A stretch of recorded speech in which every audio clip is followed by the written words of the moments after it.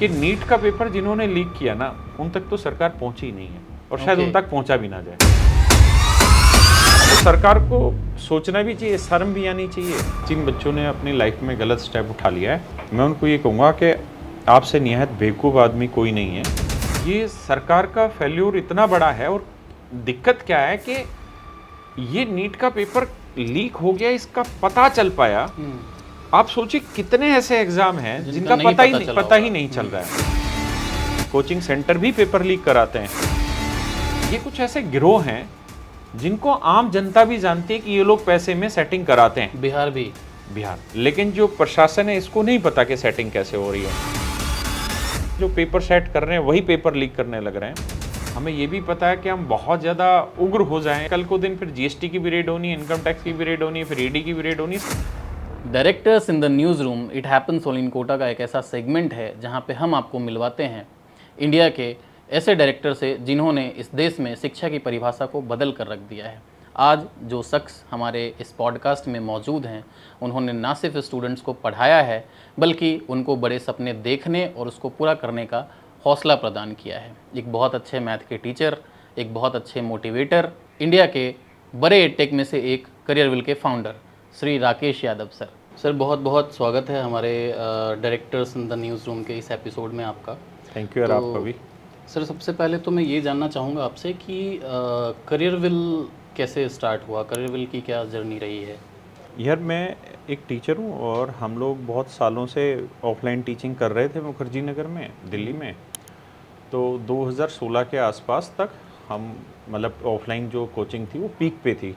लेकिन उसी समय कुछ स्टूडेंट ऐसे मिले जिनकी सिचुएशन देख के ये समझ में आया कि ये ऑफलाइन कोचिंग जो है ये बहुत लंबे समय तक कंटिन्यू रख पाना बहुत मुश्किल काम भी है, और बहुत सारे ऐसे बच्चे हैं जो इस ऑफलाइन कोचिंग का फ़ायदा ले ही नहीं सकते क्योंकि बहुत महंगी होती है, कॉस्टली, और कोचिंग से ज़्यादा महंगा होता है सर्वाइव करना, रहना, बाकी सारी चीज़ें।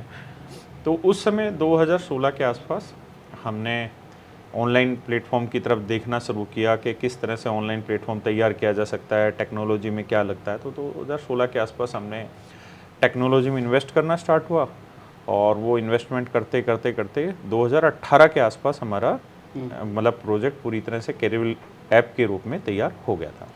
सर अभी आपको मेरे ख्याल से 2018 में आपने स्टार्ट किया, 8 साल हो गया रन करते हुए। अभी आप अगर ऑनलाइन एंड ऑफलाइन को देख रहे हैं तो आपका पर्सनल इंक्लिनेशन किस तरफ है? मतलब क्या लगता है आपको कि ऑफलाइन ज़्यादा बेटर हो रहा है या ऑनलाइन ज़्यादा बेटर है स्टूडेंट्स के लिए? नहीं, दो चीज़ें हैं। जैसे मैं खुद अब ऑफलाइन नहीं पढ़ाता हूँ, ऑनलाइन पढ़ाता हूँ, क्योंकि मेरा सारा मुझे लगता है कि सारी एनर्जी ऑनलाइन में डाली जा सकती है। देखिए, गेम इस चीज़ पे है कि अगर आपने ऑफलाइन पहले कहीं पढ़ाया हुआ है, काफ़ी साल आपने ऑफलाइन पढ़ाया हुआ है, तो आप ऑनलाइन को बहुत अच्छे से पढ़ाने के टर्म में टैकल कर सकते हैं। देखिए, टीचर है ना, दो तरीके से बांट सकते हैं। एक जो एंटरटेनर का काम करे, जो हो हल्ला काटे, और दूसरा वो जो बहुत साइलेंट पढ़ाए लेकिन इतना स्मूथ पढ़ाए कि मैक्सिमम बच्चों को क्वेश्चन समझ में आ जाए, बहुत मिनिमम डाउट क्रिएट हो। तो हम लोगों ने ऑफलाइन पढ़ाया हुआ है। मुझे लगता है कि ऑनलाइन बहुत अच्छा माध्यम है टीचर्स के रूप में भी। क्यों? क्योंकि वहाँ पे बहुत लिमिटेशन नहीं होती चीज़ों को लेके। जैसे लिमिटेशन इन द सेंस कि ऑफलाइन में आपको एक फिक्स टाइम ड्यूरेशन में चीज़ों को कंप्लीट कराना होता है, जबकि ऑनलाइन में ऐसी कोई ड्यूरेशन के लिए कोई बाध्यता नहीं होती है, क्योंकि बच्चा भी उस चीज़ के लिए तैयार होता है। दूसरी चीज़ ये होती है कि बहुत सारी ऐसे एक्सपेरिमेंट होते हैं जो आप ऑनलाइन में करते रहते हैं, चीज़ों को और बेटर बनाते रहते हैं, जबकि ऑफलाइन में सच बात ये है कि वो चीज़ें पॉसिबल नहीं है। जैसे मैं आपको एक चीज़ कहता हूँ, मैं हमेशा अपने बच्चों को एक चीज़ कहता हूँ कि यार, जो समझना है ना, जिसे हम समझ कहते हैं, वो बेसिकली 3 चरणों से पूरी होती हैं। पहले सुनो, फिर उस पर थोड़ा चिंता विंता करो, फिर उसका अभ्यास करो। यानी सुनना, चिंतन करना, फिर अभ्यास करना, फिर आपको सही मायने में चीज़ समझ में आती है। ऑफलाइन क्लासेज में क्या होती है, बहुत सारे बच्चे एक साथ बैठे होते हैं। जब टीचर कुछ बोल रहा होता है तो बच्चे आपस में कई बार बातचीत भी कर लेते हैं, या किसी वजह से वो डिस्टर्ब भी होते हैं, तो सुनने का पैटर्न रुक जाता है। उसके बाद का पैटर्न होता है समझना या सोचना, चीज़ों के ऊपर चिंतन मनन करना, थिंकिंग करना उस पर।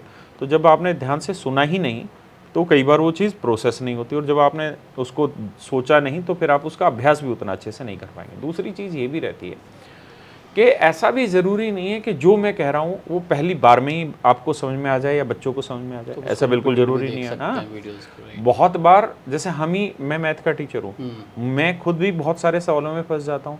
तो हम क्या करते हैं, क्वेश्चन को 2-3 बार पढ़ते हैं ताकि वो लैंग्वेज धीरे धीरे ईजी बन पाए हमारे लिए। तो वो ऑफलाइन में वो चीज़ अवेलेबल है ही नहीं, है ना। ऑनलाइन में वो मल्टीपल टाइम हमारे पास वो चीज़ रिसोर्स अवेलेबल होता है कि हम उस अपने अकॉर्डिंग कर पाएँ।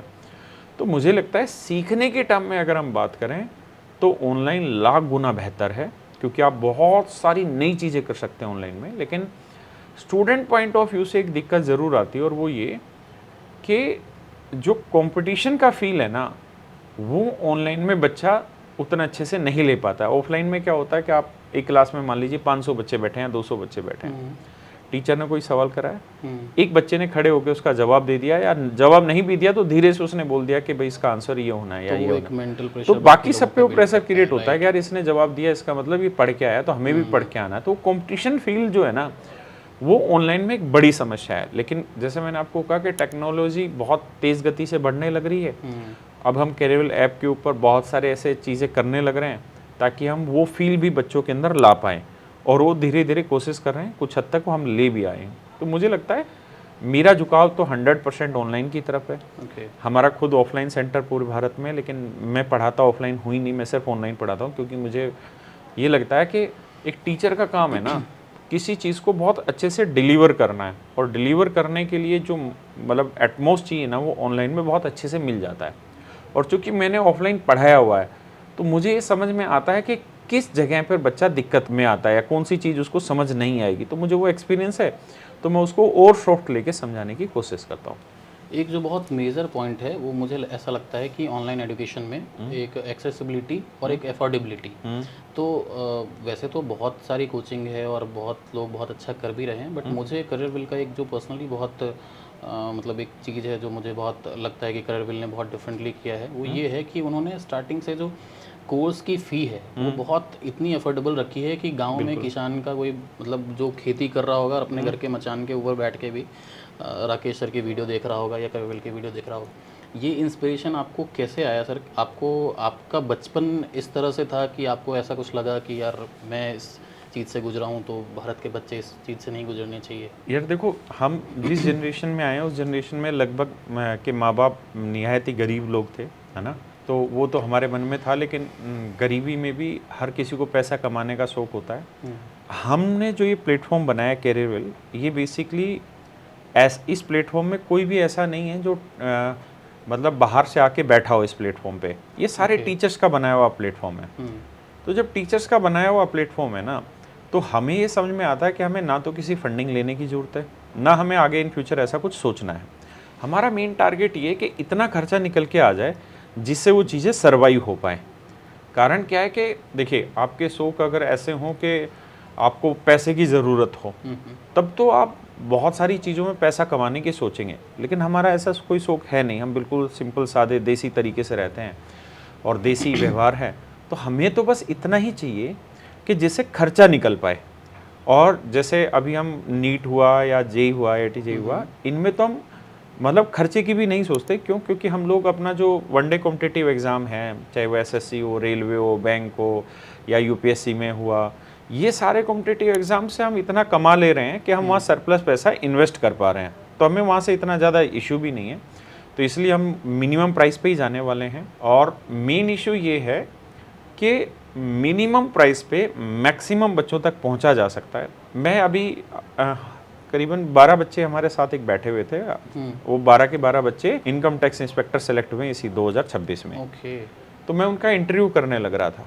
तो जब मैं उनका इंटरव्यू करने लग रहा था तो मैंने कहा कि अब लाइफ में अगला पड़ाव क्या है। भैया आपने एसएससी ले ली, जो 1 लाख रुपए पर मंथ आपकी सैलरी होगी, तो इससे नेक्स्ट आपका टारगेट क्या है? स्टेट पीसीएस होगा या यूपीएससी होगा, कोई तो टारगेट होगा। तो मैंने उसमें से देखा कि मैक्सिमम बच्चे जो है ना, वो यूपीएससी की तरफ मूव ही नहीं हो रहे हैं। क्यों नहीं मूव हो रहे? क्योंकि उनको ये चीज़ दिखाई दे रही है, एक तो खर्चा बहुत होना है, क्योंकि 1.5-2 साल की तैयारी है ना। और 2 साल लगातार तैयारी करने का मतलब कोचिंग की फीस ही नहीं है, आपको रहना, खाना, वो मेंटल स्टेट से गुजरना, वो स्ट्रगलिंग पीरियड को लेके जाना, घर वालों पे दोबारा से बोझ बनना। कहते हैं ना, जब 18-20 साल का कोई बच्चा हो जाता है तो बाप के कंधों के बराबर आ जाता है। हाँ। और हमारे यहाँ हरियाणा में तो कहावत है कि 18 साल का लड़का होगा ना, बाप की नज़र में बेटा दुश्मन हो गया कि भैया तू घर में क्यों बैठा, जाके कुछ कमा। तो मैं उनसे जब बात कर रहा था तो मैंने उनमें ये देखा कि कुछ बच्चे ऐसे थे जिनमें पोटेंशियल है, वो यूपीएससी क्रैक कर सकते हैं, जा सकते हैं एक स्टेज तक, लेकिन वो रिस्क नहीं ले पा रहे हैं। रिस्क नहीं ले पा रहे। क्यों? क्योंकि वो अफोर्डेबिलिटी नहीं है। तो हम सस्ती फीस के थ्रू एक काम कर रहे हैं कि बहुत सारे काबिल बच्चों को नीट या जेई में वो रिस्क लेने के लिए उनको वो माहौल दे पा रहे हैं कि वो उतने में रिस्क इजीली ले सकते हैं। क्योंकि आप सोचिए कि जैसे क्रिकेट टीम है, आज कैसे भारत में बिल्कुल छोटे छोटे गांवों से लड़के निकल के भारतीय क्रिकेट टीम में सेलेक्ट होने लग रहे हैं। क्यों? क्योंकि आईपीएल ने वो माहौल उनको दिया है कि यार 11 खिलाड़ियों में सेलेक्ट नहीं हुए नेशनल में, तो आईपीएल में तो बहुत सारे खिलाड़ी हैं। मैं खुद सर बिहार के समस्तीपुर से आता हूँ और हमारे यहाँ का वैभव सूर्यवंशी अभी वैभव सूर्यवंशी कमाल कर रखा है, हमारे गाँव से है वो। तो आप देखिए ना, तो ये वैभव सूर्यवंशी का जन्म मरते मरते घिस जाता वो, लेकिन कभी इंडियन टीम में सिलेक्शन नहीं ले पाता क्योंकि इतना टफ कंपटीशन है, इतने लोग बैठे हुए हैं पहले से। लेकिन आईपीएल के थ्रू है ना इंडियन टीम में उसका जाना बहुत आसान हो गया। तो मतलब मौके ज़्यादा से ज़्यादा देना वो बहुत बड़ी चीज़ है। अभी सर हमारा वैसे अगला प्रश्न इसी बारे में था कि Rakesh Yadav sir as a teacher और Rakesh Yadav sir as a coaching founder और अ बिजनेसमैन, आप इसमें खुद को एज अ टीचर ज़्यादा प्रेफर करेंगे या एज अ कोचिंग फाउंडर? नहीं, हम लोगों ने जब ये प्लेटफॉर्म बनाया ना, तो मैं 2006 के आसपास से मैं टीचिंग कर रहा हूँ, गवर्नमेंट जॉब कर रहा था मैं। उसके बाद 2010-11 के आसपास से मैंने कॉम्पिटिटिव एग्ज़ाम्स की कोचिंग कराना स्टार्ट कर दिया। तो मेरा तो मतलब टोटली जो मोटिव है वो पढ़ाना है। मैं मैनेजमेंट के काम में पार्टिसिपेट नहीं करता। मैं कुछ नई चीज़ें जो इंट्रोड्यूस हो रही होती हैं कैरियर लैब में, वो मैं उस पर ध्यान नहीं देता। मैं सिर्फ पढ़ाने पे रहता हूँ और कुछ प्रोसेस जो टीचर सिलेक्शन का प्रोसेस है उसमें मैं पार्टिसिपेट करता हूँ, पढ़ाने पे फोकस रखता हूँ। लेकिन हमारे साथ में ही मतलब टीमें ऐसी बनी हुई है जिनको वो जिम्मेदारी है कि वो 100% वो उस काम को वही करते हैं। मेरा पूरा झुकाव 100% टीचिंग पे और मैं हमेशा टीचिंग पे रहूँगा। एक सर बहुत अच्छी बात मुझे आपकी ये लगती है कि आप स्टूडेंट्स की वॉइस को बहुत मतलब बहुत प्रखरता से रखते हैं किसी चीज़ को, कि अगर आपको स्टूडेंट के सपोर्ट में बोलना हो, अगर सिस्टम के अगेंस्ट भी चीज़ें होती है तो आप उस पर अपनी आवाज़ रखते हैं। अभी एक बहुत बड़ा इंसिडेंट हुआ था नीट के पेपर लीक का, और उस नीट पेपर लीक की वजह से अभी जब हम ये पॉडकास्ट शूट कर रहे हैं इससे पहले मुझे ऐसा लगता है कि 4 से 5 स्टूडेंट जो हैं उन्होंने बहुत एक्सट्रीम स्टेप उठाए हैं। तो इसको कैसे देखते हैं आप? इसमें वो मतलब टैलेंटेड स्टूडेंट्स सफ़र कर रहे हैं एक ऐसे सिस्टम की वजह से जो इतने सालों में एक मतलब लीक प्रूफ सिस्टम नहीं बना पाया बेसिकली। आप इन चीज़ों पे हमेशा बोलते रहे हैं, इसलिए हमारा ये प्रश्न है आपसे कि आप इसको कैसे देखते हैं? देखिए यार, 2 चीज़ें मैं यहाँ कह के चल रहा हूँ। पहली चीज़, जिन बच्चों ने अपनी लाइफ में गलत स्टेप उठा लिया है, मैं उनको ये कहूँगा कि आपसे निहायत बेवकूफ़ आदमी कोई नहीं है। आपको ये स्टेप नहीं उठाना चाहिए, और आगे भी कोई बच्चा सोच रहा है तो ऐसा कोई स्टेप मत उठाइए। मैंने अपनी लाइफ में बहुत सारे ऐसे लोग देखे हैं, मैं जिस उम्र में हूँ उसमें मैं बहुत सारे ऐसे लोगों से मिला हूँ जो अपने जीवन में बहुत बड़े लेवल पर कामयाब हुए, लेकिन वो अपने जीवन की जंग हार गए। मैंने अपने जीवन में बहुत सारे ऐसे लोग देखे हैं जिनका एजुकेशन क्वालिफिकेशन है ना उतना बेटर नहीं रहा, या एजुकेशन क्वालिफिकेशन बहुत बेटर रहा लेकिन उसके बाद वो उतनी अच्छे से सफलता नहीं ले पाए। लेकिन लास्टली अगर वो मेहनत करते रहे तो वो बहुत बड़े मुकाम तक पहुँचे। जैसे मैं एक एग्जांपल से समझाता हूँ, विकास देवीकृति सर है ना, आज के समय में वो मतलब बहुत बड़े टीचर हैं, लेकिन आप जानते हैं उनका बैकग्राउंड क्या है? उनका बैकग्राउंड कॉमर्स है। है ना, ये मुझे नहीं पता था। उनका बैकग्राउंड कॉमर्स है। वो कभी साइंस नहीं पढ़े, कभी जीएस नहीं पढ़े, हिस्ट्री पॉलिटी कभी नहीं पढ़े, लेकिन आज वो किस स्टेज पर पहुंच गए हैं। है ना, मैं आपको कहना ये चाह रहा हूँ कि कोई एक एग्ज़ाम है ना आपकी डेस्टिनी डिसाइड नहीं करेगा। कितने ऐसे लोग हैं जो पहले एमबीबीएस करते हैं पूरी मेहनत करने के बाद, फिर उसमें सेटिस्फाई नहीं होते, फिर यूपीएससी की तैयारी करते हैं, फिर उसमें सेटिस्फाई नहीं होते, फिर कोई अपना कोई बिजनेस वगैरह स्टार्ट करते हैं। तो ये तो एक रास्ता है, जर्नी है ना, तो इसमें आपको बहुत जल्दी दुखी नहीं होना है। आपको ये मान के चलना है 100% कि कोई एक एग्ज़ाम में सफल होना ना होना ना आपकी डेस्टिनी नहीं है। ऊपर वाले ने ना आपके लिए बहुत अच्छे से सोचा हुआ है। आपको जब जीवन दिया है, जब उनकी कलम से हमारा भाग्य रेखा लिखी गई है, तो उनको ये पता है कि इसको हमें किस लेवल तक दुख देना है और दुख देने के बाद फिर हम उसको किस तरह से और भी सुख रास्ते देंगे। हैं हाँ, जिसपे वो और जीवन में कामयाबी के बहुत सारे रास्ते हैं। और दूसरी चीज़ ये भी है कि आप ऐसा भी मत सोचिए कि जीवन में दुख नहीं है। अगर आज आपका सिलेक्शन हो जाता है ना, तब भी आपको हर कदम पे दुख मिलेगा ही मिलेगा। मैं इतने सालों से पढ़ा रहा हूँ, कैरियर लैब अपने आप में मतलब ठीक ठाक मुकाम पर आ चुका है, लेकिन आज तक मुझे एक सिंगल दिन ऐसा महसूस नहीं हुआ जिस दिन मैं ये सोच पाऊँ कि यार ठीक है, अब कैरियर लैब बहुत बड़ा बन गया, अब मैं पढ़ाना छोड़ता हूँ या रिलैक्स होकर बैठता हूँ, थोड़े दिन आराम करते। एक दिन ऐसा महसूस नहीं हुआ। हर दिन कोई ना कोई कंपटीशन आता रहता है, कोई ना कोई प्रॉब्लम आती रहती है, फिर उससे उलझते हैं, सुलझते हैं, धीरे धीरे आगे बढ़ते रहते हैं। तो लाइफ इसी तरह से बीतती है। दूसरी चीज़ जो ये नीट वाली है, मतलब हम इसमें क्या कह रहे हैं इस चीज़ को, ये सरकार का फेल्यूर इतना बड़ा है। और दिक्कत क्या है कि ये नीट का पेपर लीक हो गया, इसका पता चल पाया। आप सोचिए कितने ऐसे एग्जाम हैं जिनका पता ही नहीं चल रहा है। और दूसरी बात, राजस्थान, हरियाणा, ये कुछ ऐसे गिरोह हैं जिनको आम जनता भी जानती है कि ये लोग पैसे में सेटिंग कराते हैं। बिहार ये लोग सेटिंग कराते हैं और पूरी जनता को पता है। लेकिन जो प्रशासन है इसको नहीं पता कि सेटिंग कैसे हो रही है। इनको ये नहीं पता कि हम अपने गिरेवान पे जाके जो पेपर सेट कर रहे हैं वही पेपर लीक करने लग रहे हैं। और सच बात ये है कि हम यार बिजनेस कर रहे हैं, है ना, बच्चों को कोचिंग दे रहे हैं, हमें ये भी पता है कि हम बहुत ज़्यादा उग्र हो जाएं या बहुत अच्छी तमीज़ से बोल दें तो कल्प्रिट माने ना माने, लेकिन हमें ये पता है कि कल को दिन फिर जीएसटी की भी रेड होनी है, इनकम टैक्स की भी रेड होनी है, फिर ईडी की भी रेड होनी है, सब चीज़ होनी है। तो इतना आसान नहीं है शब्दों को बोलना, फिर भी हम अपनी तरफ से पूरी कोशिश करते हैं। लेकिन मैं आपके थ्रू बस एक ही चीज़ कहना चाहता हूँ कम शब्दों में कि नीट का पेपर जिन्होंने लीक किया ना, उन तक तो सरकार पहुँची ही नहीं है और शायद उन तक पहुँचा भी ना जाए।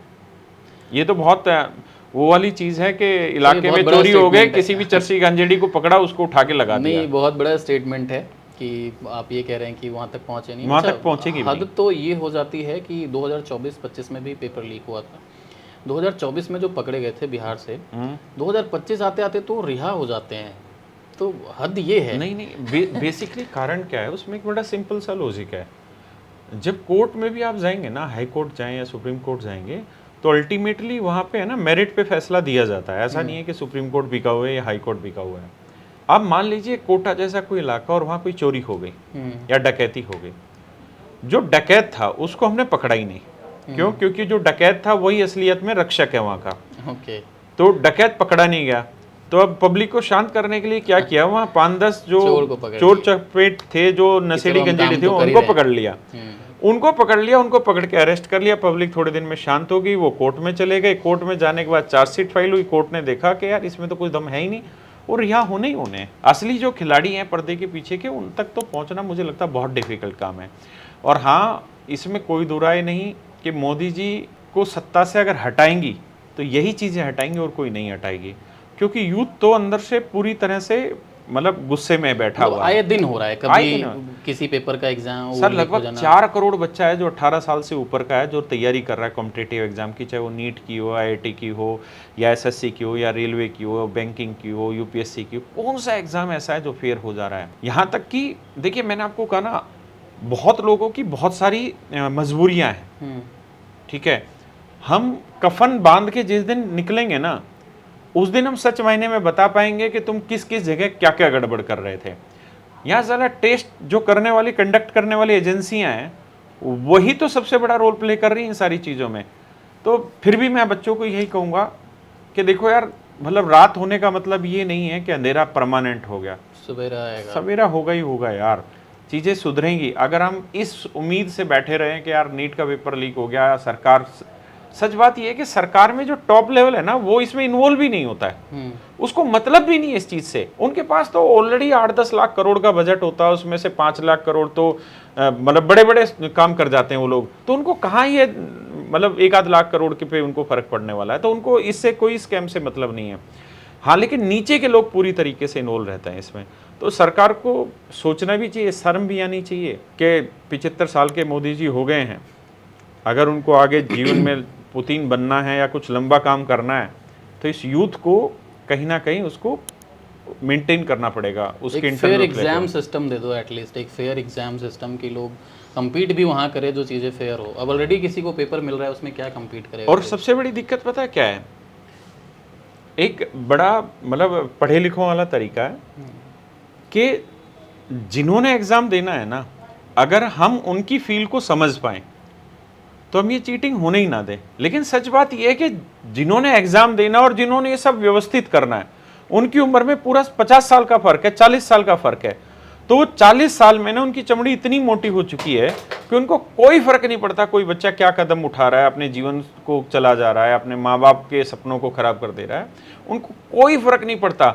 उनके लिए जस्ट ए रूटीन है। नहीं उनके बेटे बेटियां इन कंपटीशन एग्जाम में, नहीं, वो उनके बाहर बेटे पढ़ रहे बेटे हैं सारे आराम से। बाहर विदेश पढ़ रहे हैं। और विदेश में क्या पढ़ रहे हैं, विदेश में लाइजनिंग करते हैं सारे के सारे। ब्लैक को वाइट करते हैं। हाँ, सब धंधा बना हुआ है बाबा से लेके देश में। अभी सर अपने एक लाइन बोली कि जिस दिन हम कफन बांध के निकलेंगे तो बताएंगे कि यहाँ पे मिस्टेक है। तो एक इल्ज़ाम इस पूरे कोचिंग सिस्टम पे भी लगता है कि कोचिंग सिस्टम होप बेचता है। नहीं, कोचिंग सेंटर होप ही नहीं बेचता, कोचिंग सेंटर भी पेपर लीक कराते हैं, इसमें कोई दो राय नहीं है। अभी आया है 2-3 लोग पकड़े गए हैं नहीं, उसमें। और कोचिंग सेंटर पक्का कराता है। राजस्थान में तो आपने आरपीएससी में सुना होगा, बहुत अच्छे से नाम आए कोचिंग सेंटरों के। यहाँ तक कि बहुत सारे ऐसे लोग हैं जिनकी बोर्ड में ऐसे मेंबर से सेटिंग होती है कि ये पता है कि भाई एग्जाम की डेट मान लीजिए 21 जून डिसाइड हो गई और ये अभी पब्लिक में किसी को नहीं पता, लेकिन कुछ कोचिंग सेंटर वालों को पता है कि 21 जून को पेपर होने वाला है। देखिए, करप्शन थोड़ा हो ज्यादा हो है, करप्शन ही है। तो इसमें बहुत लोग इन्वॉल्व हैं। कोचिंग सेंटर तो बिल्कुल 100% इन्वॉल्व हैं, इसमें कोई दो राय नहीं। बहुत सारे कोचिंग सेंटर है जो साफ दिखाई देते हैं कि इन्वॉल्व है। केवल उसी लाइन में नहीं, वो टीचिंग लाइन में भी है, सीटेट वीटेट में भी है, हर एक लाइन में है। वो एसएससी की लाइन में भी कोचिंग सेंटर है जो ये काम करा रहे हैं। आप खुद सोचिए, जो कोचिंग सेंटर है उनको क्या जरूरत है एग्जाम की लैब परचेज करने की जहां एग्जाम कंडक्ट होने वाला है। उन देखिए, कुछ लोग पैसा कमाने के चक्कर में इतने पागल हो चुके हैं कि वो ये समझ ही नहीं पा रहे कि आप यहां तक पहुंचे कैसे हैं। और ये जीवन खत्म होने के बाद आप खत्म नहीं हो जाएंगे, आपको दोबारा यहीं आके सड़ना पड़ेगा। तो सरकार को सच मायने में बहुत बड़ा कदम उठाना चाहिए। इस पे मतलब अच्छे लेवल पे इस पे सख्ती आनी चाहिए, सजाएं जबरदस्त लेवल पर होनी चाहिए। सरकार एक काम बहुत अच्छा कर रही है, जो ज्यादा बोलता हुआ दिखाई दे रहा है ना सरकार के खिलाफ, सरकार उसको उठा के ऐसा टांगती है कि वो चुपचाप इंटरव्यू में भड़ास निकालता रहता है, बोल कुछ नहीं पाता। सर, होप बेचने से मेरा एक और मतलब ये था कि जैसे जो भी कोचिंग इंस्टीट्यूट्स होती हैं वो स्टूडेंट्स को इस हिसाब से तैयार करती हैं कि भाई आपका ये कॉम्पिटिटिव एग्ज़ाम है, अगर आप इसमें सक्सेस होते हो तो आपको ये मिलता है, अगर आप उसमें सक्सेस नहीं होते हो तो क्या? देखो, एक बड़ी बेसिक सी चीज़ है, आज हिंदुस्तान में 80% से ज़्यादा आदमी गरीबी रेखा से नीचे रहने लग रहे हैं। तो जो आदमी गरीबी रेखा से नीचे रह रहा है वो अपने बच्चों के लिए क्या ख्वाब देखेगा कि ये बड़ा होकर बिजनेस करेगा, बिजनेस के थ्रू अपनी फैमिली को इस सिचुएशन से बाहर निकालेगा? नहीं। वो हमेशा एक ही चीज़ देखेगा, यार 100 रुपये का फार्म भरना है, बच्चे ने मेहनत करनी है, अगर मेहनत कर दिया, सरकारी नौकरी लग गई तो उसने अपने आप को उस दलदल से बाहर निकाल दिया। वो उनके लिए बेसिक रिक्वायरमेंट है। आज के टाइम में आप कोई भी काम धंधा करते हैं तो आपके पास लाख रुपए मिनिमम होना चाहिए, है ना। गरीब आदमी के पास लाख रुपए कहाँ से आएगा? यहाँ जो कोचिंग करने वाले बच्चे होते हैं वो अपने घर के जो पशु होते हैं, मेव होते हैं, उनको बेच के आते हैं, चाहे वो भैंस हो, गाय हो, इनको बेच के तब तो कोचिंग करने आते हैं।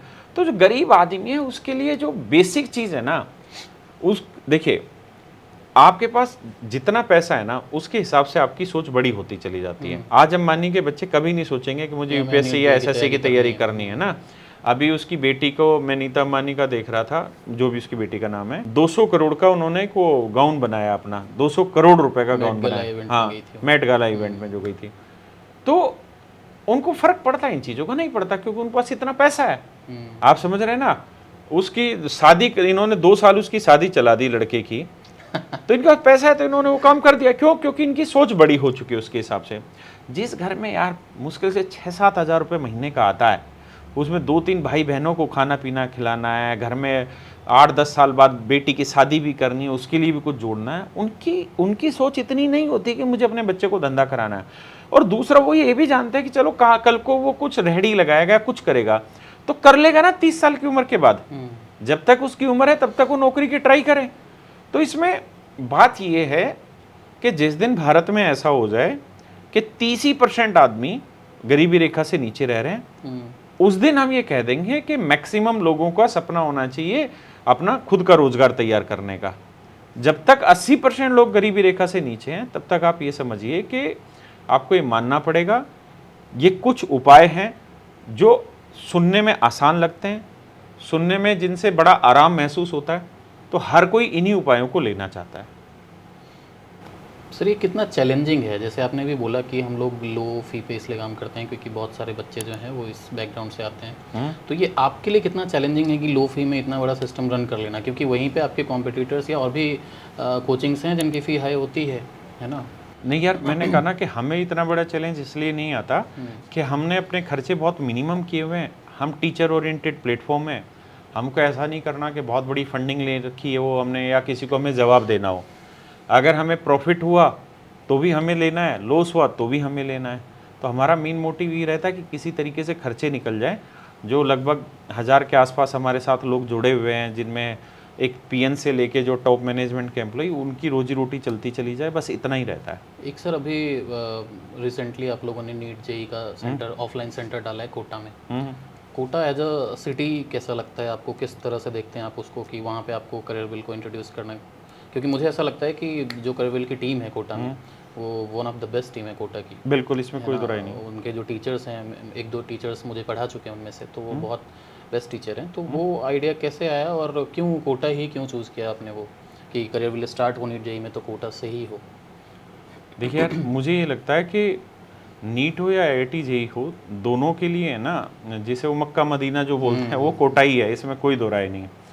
और जिस चीज़ की ख्याति है ना हर जगह पहले से फैली हुई है। कोटा ऐसा नहीं है कि जिसको हमें प्रमोट करना है, कोटा ऑलरेडी बच्चा है। तो अगर हम वहाँ पे सस्ती फीस में बेहतरीन क्वालिटी दे देते हैं एजुकेशन की, तो मुझे लगता है कि जो एडवर्टीजमेंट का कॉस्ट होता है, बाकी चीज़ों का कॉस्ट होता है, वो बिल्कुल जीरो हो जाता है। आपको दो ही काम करने हैं, बढ़िया टीचर आपको प्रोवाइड करने हैं, बढ़िया कंटेंट आपको प्रोवाइड करना है और सबसे सस्ती फीस में प्रोवाइड करना है ना। उसके बाद तो बच्चा माउंट पब्लिसिटी के थ्रू आराम से कमाता है। मतलब कोटा के सिस्टम को बहुत डिस्टर्ब किया है करियर बिल ने अपने अफोर्डेबिलिटी की वजह से। जो वहाँ पे फ़ी करियर बिल की रखी गई है उसकी वजह से वहाँ पे जो पायनियर्स कोचिंग सिस्टम थे कोटा के, जिनकी वजह से कोटा जाना जाता था, उनको भी अपनी फ़ी में फ्लेक्सिबल होना पड़ा है। जैसे मैं खुद उस सिस्टम का स्टूडेंट रहा हूँ, मुझे पता है कि वहाँ पे 5000 रुपये का भी डिस्काउंट कभी किसी को ऑफ़र नहीं किया जाता था पहले। तो करियर बिल के आने से वो एक डिस्ट्रप्शन आया है वहाँ की फ़ी वगैरह में। देखिए यार, हमें है ना, मतलब हम कोई फीस इस वजह से डिसाइड नहीं करते कि हमें किसी कंपटीशन को किल करना है या हमें किसी को डिस्टर्ब करना है। हम तो एक बेसिक पैरामीटर ये रखते हैं फीस डिसाइड करने के लिए कि हमारा खर्चा कितने पैसे में निकल जाएगा। हमें प्रॉफिट नहीं चाहिए होता है, क्योंकि हमारी मेन जो प्रॉफिट विंग है वो हमारी वनडे कॉम्पिटिटिव विंग है, जिससे हम अच्छा खासा अपना कमा रहे हैं और यहाँ का पैसा हम वहाँ पे भी इन्वेस्ट करते हैं। तो मेन हमारा ये है कि मिनिमम अमाउंट जिस पे हमारा खर्चा निकल जाए, टीचर्स का पैसा निकल जाए और जो इंफ्रा है उसकी कॉस्ट निकल जाए। तो हमारा बस उतना टारगेट होता है। उतने टारगेट में अब वो जितना भी पहुंच पाता है हम उतनी फीस उसकी रख लेते हैं। हमें मतलब फीस डिसाइड करने में ये मैटर नहीं करता कि बगल के इंस्टीट्यूट में क्या फ़ीस है।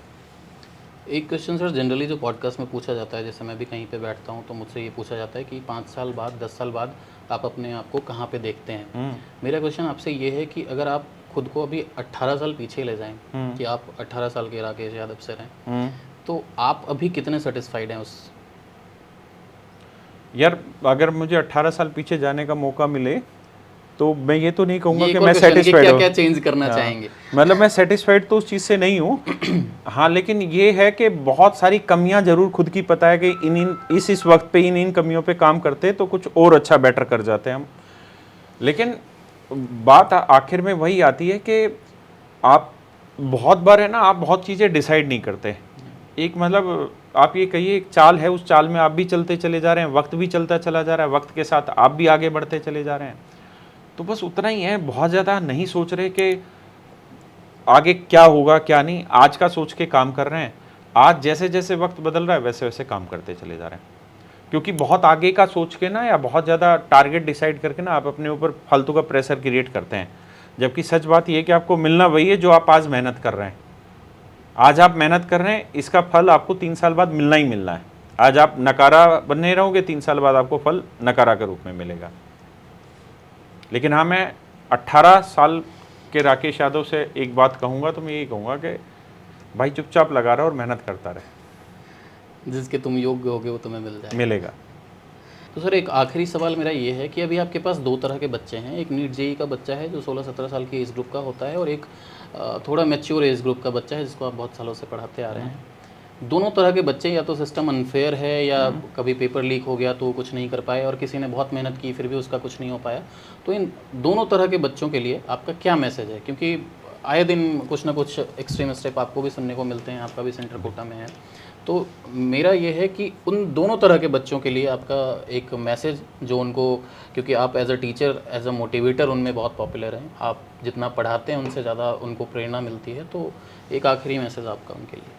देखिए यार, दो तरीके के जो बच्चे हैं, एक बच्चा जो 22-23 साल की एज का बच्चा है ना, वो थोड़ा मैच्योर बच्चा होता है। हाँ राइट। उसको ना सिचुएशन थोड़ी समझ आ चुकी होती है पीछे की, तो उसके लिए चीज़ें थोड़ी आसान हो जाती हैं।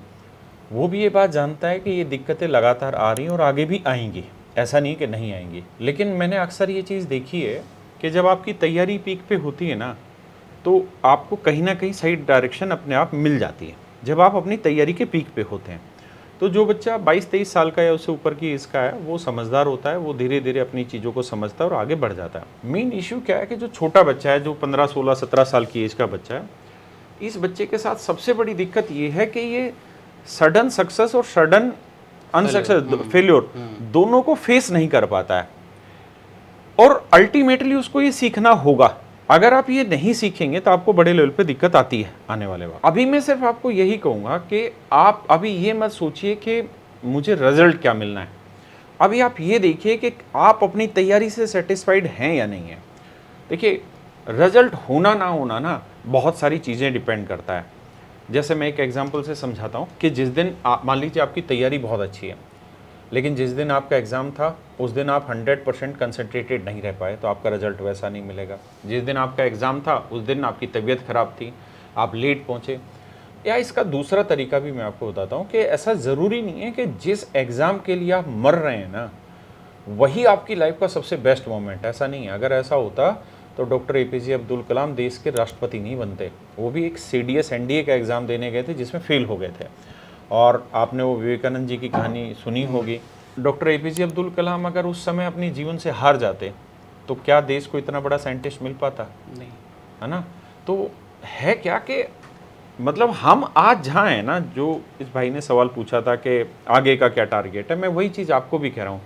एक पर्दे के पीछे की जो ज़िंदगी है ना, वो किसी को नहीं पता। हम पर्दे के इस तरफ हैं, हमें बस एक ही काम करना है, बस चलते जाना है, मेहनत करते जाना है, पढ़ते रहना है, धीरे धीरे आगे बढ़ते चले जाना है। धीरे धीरे रास्ते अपने आप खुलेंगे।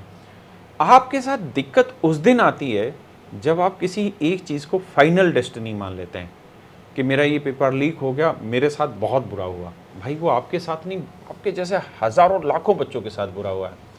इसलिए बहुत आगे की मत सोचिए। मैं एक पॉडकास्ट कर रहा था, तो उसमें उन्होंने एक बताया कि एक बुक थी द जॉय ऑफ कैंसर। तो उस बुक में क्या कहानी थी कि एक आदमी था, उसको कैंसर हो गया, वो हॉस्पिटल में एडमिट हो गया, लास्ट स्टेज थी, उसके बाद उसको जाना ही जाना था। तो बहुत टेंशन में था कि यार मेरा कैंसर का इलाज के लिए खर्चा कहाँ से आएगा, बाद में मेरे बच्चों के साथ क्या होगा, मेरी प्रॉपर्टी में क्या होगा। वो बहुत ज़्यादा टेंशन में रहता। उसको कैंसर है, वो ऑलरेडी हॉस्पिटल में, लेकिन बहुत ज़्यादा टेंशन में है। तब उन्होंने एक किताब लिखी जॉय ऑफ कैंसर। उसमें उन्होंने कहा कि यार ये तो तय है कि मेरा मरना तय है, और ये भी तय है कि मैं यहाँ हॉस्पिटल में बैठ के कुछ कर नहीं सकता। ऐसा नहीं है कि मैं हॉस्पिटल में बैठ के अपने खर्चे के लिए या अपने इलाज के लिए खर्चे का इंतजाम कर लूँ। हाँ। मेरे को तो हॉस्पिटल में ही रहना है, तो मेरे हाथ में कुछ भी नहीं है। अगर मेरे हाथ में कुछ है तो एक चीज़ कि मैं अपने आप को खुश रख सकूं, अपने आप को पॉजिटिव बना सकूं। क्योंकि आप जितना अपने आप को पॉजिटिव बनाएंगे ना, रास्ता उतना ही आपको पॉजिटिव होता दिखाई दे जाएगा। और एक चीज़ और भी है, हमारे दिमाग में ना, ये दिमाग बहुत बड़ा शैतान भी और बहुत बड़ा भगवान भी है। हम इसको जिस डायरेक्शन में ले जाना चाहेंगे ना, ये उससे तेज़ गति से उस डायरेक्शन में लेके जाएगा। हम अगर गलत जा रहे होंगे तो ये बहुत तेज़ी से गलत लेके जाएगा, और अगर हम सही जा रहे होंगे तो ये बहुत तेज़ी से सही लेके जाएगा। तो कोशिश करिए जो भी सिचुएशन है उसमें खुश रहिए, स्टेबल रहिए, और किसी स्पेसिफिक चीज़ को ना अचीवमेंट मत मानिए। मतलब आप अपनी लाइफ में नीट या जेई या किसी चीज़ को ना स्पेसिफिक अचीवमेंट मत मानिए। आप जर्नी का एंजॉय करिए, क्योंकि कितने भी बड़े से बड़े लोग हैं, कोई भी ना अपनी मंजिल पे पहुंच के खुश नहीं हुआ। खुश वो है जिसने अपनी जर्नी के दौरान अपनी खुशी पाई है। तो मैं आपको कहूंगा कि जो आपकी जर्नी है इसको एंजॉय करो, डेस्टिनी को मारो गोली, बाद में देखेंगे क्या होगा। सर पेरेंट्स का रोल कितना इम्पोर्टेंट है? क्योंकि कई बार जब मैं मतलब ऐसे पेरेंट्स से बात करता हूँ या स्टूडेंट से बात करता हूँ तो उनके मन में एक ये होता है कि भाई मेरे पापा क्या कहेंगे, मेरे वो फलाने रिश्तेदार क्या कहेंगे, तो ये वाला प्रेशर उनके पास घर से ही होता है। ठीक है, आपने 2000 में उनको एक कोर्स ऑफर कर दिया स्टूडेंट को, बहुत बड़ा लोड नहीं है, लेकिन जो बच्चा तैयारी कर रहा है एक प्रेशर तो उसके घर से ही है कि भाई मेरा नहीं हुआ तो मम्मी पापा का क्या। तो मुझे ऐसा लगता है कि स्टूडेंट से ज़्यादा एक मतलब पेरेंट्स को भी ये मैसेज देने की ज़रूरत है कि life is not about NEET JEE only. नहीं, पेरेंट्स समझते भी हैं, लेकिन होता क्या है कि अगर पेरेंट्स वो दबाव नहीं क्रिएट करते हैं कई बार, तो बच्चे उसको टेकन फॉर ग्रांटेड ले लेते हैं चीज़ों को। तो और दूसरा क्या होता है कि पेरेंट्स को बहुत अच्छे से पता है कि उन्होंने ये जो पैसा कमाया है, जो अरेंज करके इस बच्चे को यहाँ तक पहुँचाया, वो कितनी मुश्किल से आया। तो जब किसी आदमी ने मतलब कांटों पे ही चला हो, तो उसको पता है कि यार उसको दर्द कितना हुआ है, तो वो बहुत बार सहन नहीं कर पाता कि उसके पैसे का कोई मिसयूज कर रहा हो। लेकिन हमें ये भी समझना पड़ेगा कि एग्ज़ाम केवल उस बच्चे का ही नहीं हो रहा है। आप जितना प्रेशर अपने माइंड पे लेके चल रहे हैं कि अगर कामयाब नहीं हुआ तो चाचा क्या कहेगा, समाज क्या कहेगा, इसका मतलब ये कि एग्ज़ाम आपका भी है। बच्चे के साथ साथ आपको भी एग्ज़ाम ही देना है।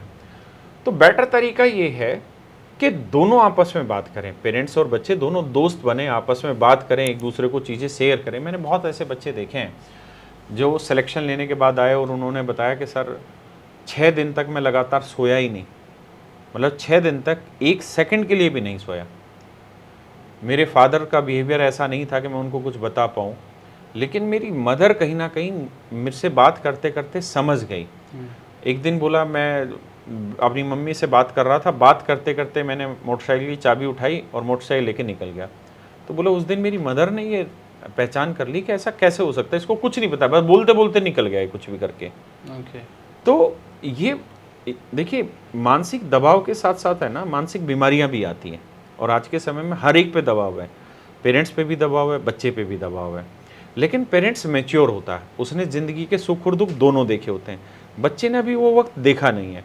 तो इसलिए ज़रूरी है कि हम बच्चे को साथ दें, बच्चे का साथ दें, बच्चे से जितनी ज़्यादा हो सके बात करें और उसको मोटिवेट करें। मैं अपनी लाइफ में अक्सर देखता हूँ कि मैं लगभग हर वीक ना एक फ़िल्म देखने जाता हूँ। उसके पीछे उद्देश्य ये रहता है कि पता नहीं कौन सी फिल्म है ना, मुझे मोटिवेट कर देती है और मुझे 1 महीने फिर से उस चीज़ के लिए मोटिवेशन मिल जाता है। तो बहुत ज़रूरी है कि पेरेंट्स बच्चों से बात करते रहें, छोटी छोटी चीज़ों पे मोटिवेट करते रहें, बस इतना। सर बहुत बहुत धन्यवाद आपका, आपने इतना समय दिया हमें। और मेरे ख्याल से जो इमेज में आपकी लेकर आया था यहाँ पे, मेरे ख्याल से जो व्यूअर्स हैं उनको तो चलो सीखने को मिल ही रहा है, कई सारे मेरे डाउट्स बहुत क्लियर कर दिए आपने। सो बहुत बहुत धन्यवाद सर इस एपिसोड में आने के लिए। दोबारा फिर आएंगे तो हम थोड़ी और लंबी बातचीत करेंगे बहुत डिटेल में। Thank you so much.